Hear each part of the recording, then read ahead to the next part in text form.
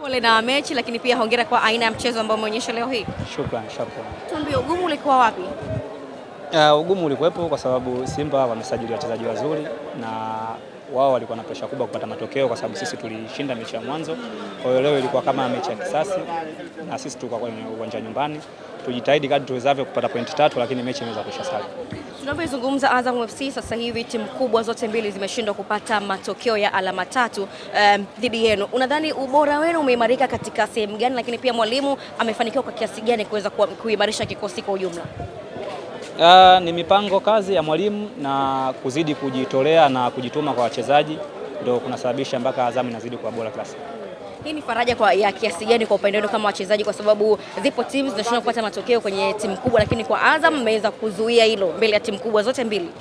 Ni jambo kubwa kwetu sisi kama klabu na kama wachezaji, kwa maana kile tunachokipanga ni kinafanikiwa kwa asilimia kubwa na ndio maana tunaweza kupata matokeo ambayo tunayapata. Pengine nani alikusumbua zaidi katika dakika 90 za leo? Tulisumbuana. Na nani? Wote tulisumbuana, wachezaji wote. Ulipewa njano lakini umecheza dakika 90 bila kutopata kadi nyekundu.